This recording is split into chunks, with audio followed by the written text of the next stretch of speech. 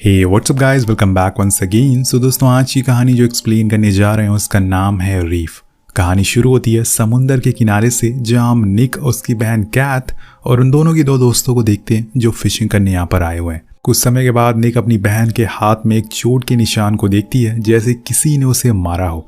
वजह पूछने पर वो कुछ भी जवाब नहीं देती, लेकिन यहाँ निक को पता था कि ज़रूर ये काम उसके हस्बैंड ग्रेग का है, जो आए दिन उसे मारता रहता है। लेकिन वो उन दोनों की पर्सनल लाइफ में दखल देना नहीं चाहती थी, इसलिए वो उस बात को जाने देती है और वापस अपने घर आ जाए, जहाँ पे हम उसकी छोटी बहन एनी को देखते हैं जो फ़ोन चला रही थी। इसी दौरान उसके पास एक मैसेज आता है जो कैथ का था। वो निक को अपने घर बुला रही थी, तो वो फ़ौरन वहाँ से निकल जाती है। वहाँ जाने पर उसे ग्रेग बैठा हुआ मिलता है और उसके चेहरे पर स्क्रैच मार्क्स, जिन्हें देखकर वो पूछती है कि मेरी बहन कहाँ है। वो कहता है कि मुझे ये नहीं करना चाहिए था, अब मैं बहुत पछता रहा हूँ, लेकिन तुम्हारी बहन ने ऐसा करने पर मुझे मजबूर कर दिया। अब निक को कुछ समझ नहीं आ रहा था कि ग्रेग ने आखिर क्या किया हुआ है, इसलिए वो सीधा उसके रूम में जाती है। अब वहाँ जाकर वो तो नहीं मिलती, बल्कि उसकी लाश मिलती है। अपनी बहन की ऐसी हालत देखकर वो पूरी तरह से टूट जाती है। एक वही थी जो उसे समझती थी, लेकिन अब वो चली गई है। कुछ देर बाद वहाँ पुलिस आती है और ग्रेग को वहाँ से ले जाती है। सो गाइस, वीडियो में आगे बढ़ने से पहले हम आपके लिए एक ऐप लेकर आए हैं, जिसकी मदद से आप 8,888 रुपए रियल मनी कमा सकते हैं। तो ऐप का नाम है बेट वीजा। तो बेट वीजा में आपको 5 फ्री स्पिन दिए जाते हैं, लेकिन सबसे बेस्ट पार्ट पता है क्या है? आप मेरा प्रोमो कोड MOBITV यूज करके आपको 10 फ्री स्पिन मिल सकते हैं, मतलब कि पैसे जीतने का डबल चांस। तो बेट वीजा में दोस्तों आप sports, trading, play, casino game और बहुत पैसे जीत सकते हैं। और गाइज, आप इस ऐप को अपने दोस्तों को रेफर भी कर सकते हैं, तो आप और आपके दोस्त मिलकर 300 कमा सकते हैं।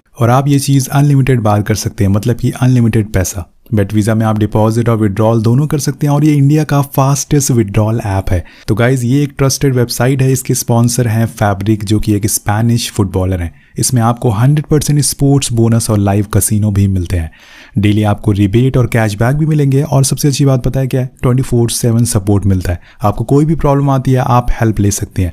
तो बेट वीजा 100% सेफ और ट्रस्टेड है। सो गाइज, बेट वीजा ऐप प्रोग्राम को ज्वाइन करिए और महीने के लाख रुपए कमाइए बिना किसी इन्वेस्टमेंट के। तो फटाफट नीचे दिए गए लिंक से आप साइन अप कर सकते हैं, और हमारा प्रोमो कोड MOBITV यूज करना मत भूलिएगा, जिससे कि आपको जीतने का मौका मिलेगा 8,888 रियल मनी। चलिए वीडियो पर आते हैं। तो खोने का दर्द निक बर्दाश्त नहीं कर पाती। अब उसका यहाँ किसी भी चीज में मन नहीं लगता, इसलिए वो कुछ दिनों के लिए बांग्लादेश ट्रिप के लिए आ जाती है, जहाँ पे उसका थोड़ा मन बहलता तो है, लेकिन कभी कभी उसे खुद के सामने कैथ के विजन आते हैं, और अब उसे नींद भी बहुत कम आने लगी है। सीन शिफ्ट होता है 9 महीने बाद, जहाँ पे हम एनी, निक और उनकी 2 दोस्तों को देखते हैं, जिन लोगों ने आज का प्लान समुद्र में जाने का बनाया है, जिससे निक थोड़ा सा रिलैक्स फील कर सके और उसका माइंड थोड़ा सा चेंज हो सके।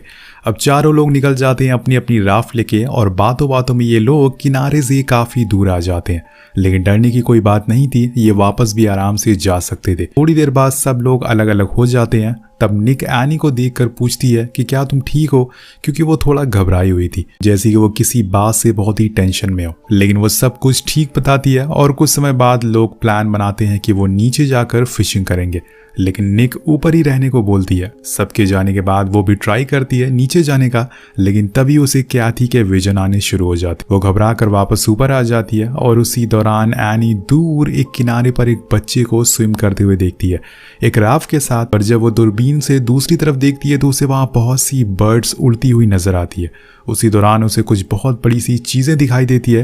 वो कंफर्म तो नहीं होती, लेकिन वो डर जरूर जाती है, और तभी उसे कुछ पानी के नीचे महसूस भी होता है। तो वो अपनी दोस्त को फौरन निक और जॉडी को ऊपर आने को कहती है, लेकिन जॉडी के हाथ में मछली थी, तो वो नीचे चली जाती है उस चीज को देखने के लिए जो एनी को दिखी थी। पर वहां जाने पे उसे कुछ भी दिखाई नहीं देता, जिसके बाद चारों लोग अपनी अपनी राफ्ट पर आकर बैठ जाते हैं और किनारे की तरफ बढ़ने लगते हैं। निक और जॉडी आगे निकल जाती है, लेकिन लीजा और एनी अभी भी पीछे ही थे, और एनी तो यहाँ पर कुछ ज्यादा ही पीछे होती है। वो जब से यहाँ पर आई है, उसे कुछ अजीब सा डर सताया जा रहा है, जो कि उसके चेहरे पर हमें साफ दिखाई देता भी है। वो अपने चारों तरफ देखती है, और तभी उसका पैडल पानी में गिर जाता है, जो धीरे धीरे दूर जा रहा था। तो वो अपना हाथ डालकर उसे बाहर निकालने लगती है, पर यहाँ उसकी वजह से पानी में हलचल हो जाती है, जिसकी आवाज से उस चीज को सुनाई देती है, जो असल में व्हाइट शार्क थी।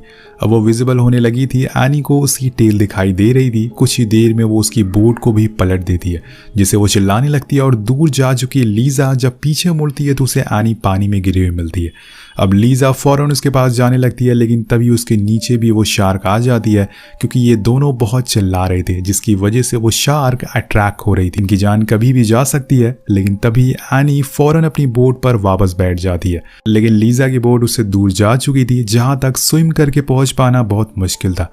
तो वो अब एनी की तरफ बढ़ना शुरू करती है, पर जितनी देर में वो उस तक पहुंच पाती तब तक वो शार्क उस पर हमला कर देती है और उसे जिंदा ही खा जाती है। अब ये सारी चीजें एनी के सामने हो रहा था और उसने कभी भी ऐसी कोई चीज नहीं देखी थी, जिस वजह से वो पूरी तरह से सहम जाती है और चुपचाप अपनी उल्टी बोट पर लेटी रहती है। पर जब कुछ देर बाद निक देखती है कि उसके दोस्त दिखाई नहीं दे रहे हैं, तो वो पीछे जाती है और उसे वहां सिर्फ एनी दिखती है। तो वो दोनों फौरन उसके पास जाती हैं और उसे लगता है कि शायद लीजा पानी के नीचे है। लेकिन जब उन्हें पानी में लाल रंग दिखाई देता है तो वो समझ जाते हैं कि वो अब जा चुकी है, जिससे कि जॉडी सबसे ज्यादा उदास हो जाती है, क्योंकि वो उसकी सबसे अच्छी दोस्त थी। लेकिन अब ये लोग किनारे तक जाएं तो जाएं कैसे, क्योंकि पूरा पानी में तो खून फैल चुका है, जिसकी स्मेल शार्क को और ज्यादा अट्रैक्ट कर रही है।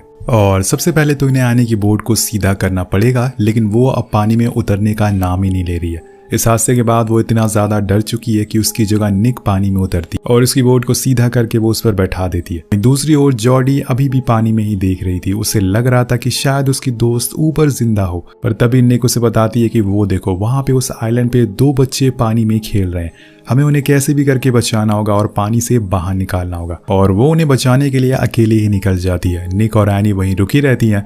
उन दोनों बच्चों में से जॉन पानी में कूद जाता है और उसकी दोस्त अलीशा अभी भी उसी लकड़ी के फट्टे पर बैठी हुई थी। दूसरी ओर जॉडी तेजी से उनकी तरफ बढ़ने की कोशिश करती है, लेकिन जब वो पीछे मुड़कर देखती है तो उससे अपने पीछे वही शार्क दिखती है। तो वो खुद की स्पीड और ज्यादा तेज कर देती है। कुछ देर बाद उसे अपने पीछे शार्क नहीं दिखती, क्योंकि अब वो जॉन के पीछे पड़ चुकी थी। जिसे अलीशा देख लेती है, वो जॉन को चिल्लाकर जल्दी से किनारे तक जाने को कहती है।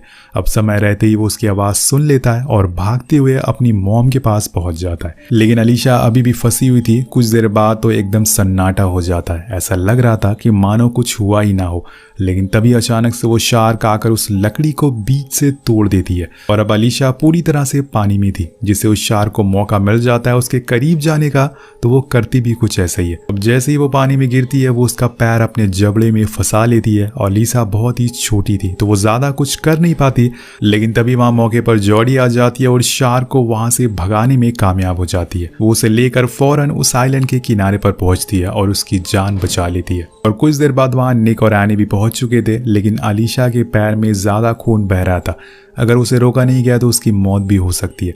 लेकिन यहाँ सोचने वाली बात ये थी कि असल में ये लोग यहाँ पहुंचे कैसे इस वीरान से आइलैंड में। यही सवाल निक जॉन की माँ से पूछती है, तो वो बताती है कि मैं और मेरा परिवार यहाँ पर आए थे एंजॉय करने के लिए, जिसके बाद मेरे हस्बैंड के दोस्त और वो कैंपिंग करने चले गए, पर उन्हें गए हुए 2 दिन हो चुके हैं और अभी तक उनका कुछ भी पता नहीं चला है। तब वो उन्हें बोट के पास लेकर जाती है, जिसकी मदद से ये पास वाले आइलैंड पर जा सकते हैं मदद मांगने के लिए, पर वो बोट किनारे से काफ़ी दूर होती है। तो जॉडी और एनी उसे करीब लाते हैं, जिसके बाद जॉन की माँ और सारे लोग मिलकर उस बोट के दोनों साइड पर उन्हीं कायक को बांध देते हैं। वो निक को एक चाकू भी देती हैं, जिसके बाद वो तीनों उस आइलैंड के लिए निकल जाती हैं। लेकिन बीच में निक और एनी में बहस होना शुरू हो जाती है। उसका कहना था कि कैथी की मौत के बाद वो उसे अकेला छोड़कर चली गई, जिसके बाद उसने खुद को संभाला। वो अकेली पड़ गई थी। अगर उसने उसकी फिक्र की होती तो उसके पास ही रहती। अब निक उसे बहुत समझाने की कोशिश करती है, लेकिन वो बात नहीं मानती। इसी दौरान वो लोग नोटिस करते हैं कि उनके बोट में पानी भरना शुरू हो गया, जिसकी वजह से बोट की मशीन भी रुक जाती है। अब जॉडी उसे स्टार्ट करने की बहुत कोशिश करती है, लेकिन वो स्टार्ट नहीं होती और अब ये फंस चुके थे। वो खुद से बोट को चलाने लगते हैं। तभी यहाँ जॉडी दूर देखती है कि खूब सारी बर्ड्स उड़ रही हैं और तभी अचानक से एक शार्क आकर एनी को पानी में खींच लेती है और निक कुछ भी कर नहीं पाती। वो बस अपनी चारों तरफ देखती रहती है। लेकिन इसी दौरान एनी पानी से बाहर आ जाती है, पर उसे कुछ हुआ नहीं था। अब निक उसे लेकर ऊपर आती है और गले से लगा लेती है। वो उसे माफ़ी मांगती है उसे अकेला छोड़ने के लिए। अब वो अपनी एक और बहन को खोना नहीं चाहती थी, इसलिए वो लोग फौरन उस बोट से पानी निकालना शुरू कर देते हैं और फिर अपने पैडल से ही आगे बढ़ने लगते हैं। लेकिन तभी इनके पीछे एक शार्क दिखती है। ये वही थी जिसने इनके साथी को मारा था। अब निक कहती है कि हम ऐसे नहीं बच सकते, ये हमारा पीछा कभी छोड़ेगी नहीं। वेल, पहले हमें इसे मानना पड़ेगा। पर जॉडी कहती है कि तुम्हें अंदाज़ा भी है कि वो कितनी बड़ी होती है। उसी दौरान उन्हें पानी में तेज़ तेज़ लहरें उठना शुरू हो जाती है, जिसका मतलब कि ये है कि अब वो एक नहीं बल्कि कई सारी हैं। अभी जॉडी कहती है कि हमें इन्हें मार पाना बहुत ही मुश्किल होगा, हमारे पास कोई हथियार भी नहीं है। तभी उसकी दोस्त बोलती है कि मेरे पास एक आइडिया है, हम लोग पकड़ी गई उन मछलियों को बोट के एंकर से बांध देंगे और उस बोट में ही मछलियां रख देंगे, जिसके बाद जैसे ही वो शार्क मछलियां खाएंगी एंकर उनके मुंह में घुस जाएगा और साथ में वो बोट भी नीचे चली जाएगी, जिसकी वजह से वो फंस जाएंगी। अब दोनों को ये प्लान काफ़ी अच्छा लगता है, जिसके बाद वो सेम वैसे ही करते हैं। कुछ देर बाद वहाँ शार्क आ जाती है और उन मछलियों को खाने लगती है, जिससे कि वो बोट अब खींचना शुरू हो जाती है। लेकिन यहाँ उस बोट की रस्सी इनकी बोट से बंधी हुई थी, जिससे कि इनकी बोट भी खींचना शुरू हो जाती है। लेकिन सही मौके पर वो उस रस्सी को काट देते हैं। इसके बाद वो लोग उनसे बंधी हुई दूसरी बोट को भी खोल देते हैं ताकि वो पैडल करके आइलैंड तक पहुंच सके। लेकिन ये इतना आसान नहीं था जितना इन लोगों ने सोचा हुआ था। वो व्हेल मरी नहीं थी, बल्कि उसकी भूख और ज़्यादा बढ़ गई थी, इसलिए वो अब और तेज़ी से इनके करीब आती है और अब इन लोगों के पास भागने के अलावा कोई और ऑप्शन नहीं था।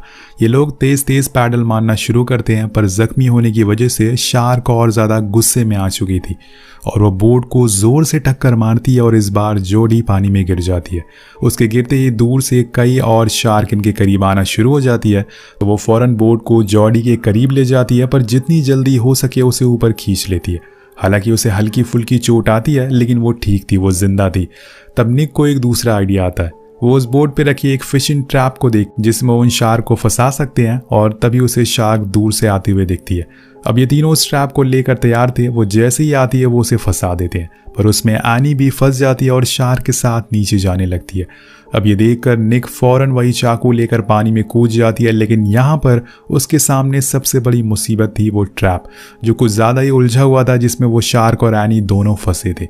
इसी दौरान उसे कैथी के विजन भी आना शुरू हो जाते हैं, लेकिन इस बारी वो रुकने वाली नहीं थी।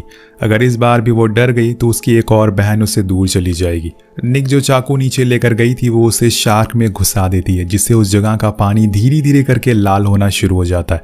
अब वो शार्क ट्रैप में फंस जाती है और वो कुछ कर नहीं पाती, जिसकी वजह से निक उस पर और कई बार वार करती है और वो आखिरकार मारी जाती है। पर इन सब के बीच में एनी बेहोश हो चुकी थी। वो फौरन उसे ऊपर लेकर आती है, तब जाकर उसे होश आता है, जिसके बाद वो लोग धीरे धीरे एक आइलैंड तक पहुंच जाते हैं जहां पे इन्हें मदद मिल जाती है। आखिर में हम देखते हैं कि ये तीनों उसी आइलैंड के किनारे पहुंचते हैं जहां पे इनके पास अलीशा का कॉल आता है, जो इनसे बात करते हुए बताती है कि उसकी पैर की चोट अब ठीक हो चुकी है और उसने अब कायक चलाना भी शुरू कर दिया है ताकि वो बड़ी होकर जॉडी की तरह बन सके। इसके बाद वो लोग एक जगह जाते हैं जहाँ पे रखे एक पत्थर पर कैथी और लीजा का नाम लिखा था। वो अपनी ग्रुप की फोटो वहाँ रखकर अपनी दोस्त को आखिरी बार अलविदा कहते हैं और कहते हैं कि तुम दोनों हमेशा हमें याद रहोगे। और इसी के साथ ये सर्वाइवल स्टोरी यहीं ख़त्म हो जाती है। तो दोस्तों, इस वीडियो पे एम करते हैं 400 कमेंट का। आपको ये कहानी कैसी लगी हमें कमेंट करके